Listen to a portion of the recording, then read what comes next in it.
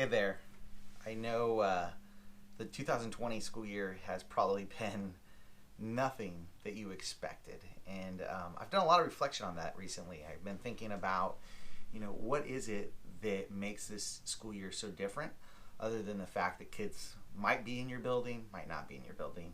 You might be in a hybrid model, you might be in a full distance learning model, or you might be back 100% in person.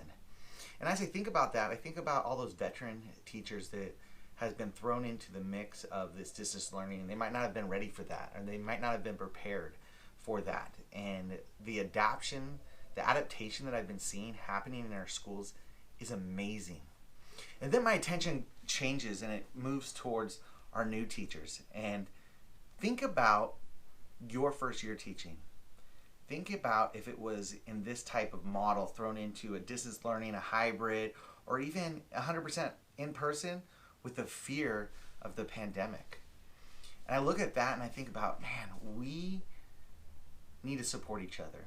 We need to look for ways that we can support each other and get each other through this. I know that this is a scary time in education. Here in California, we are back in the purple tier in our state, meaning that we are seeing cases increase.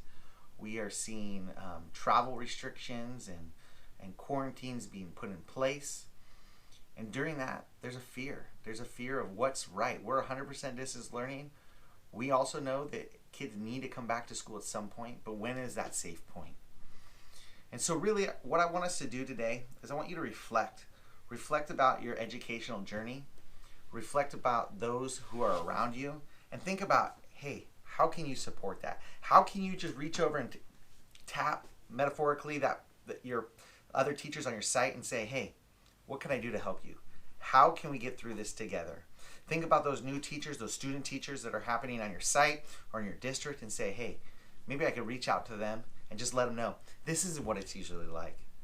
This is not the typical year, but stick through this, because if you can get through this, you can get through anything.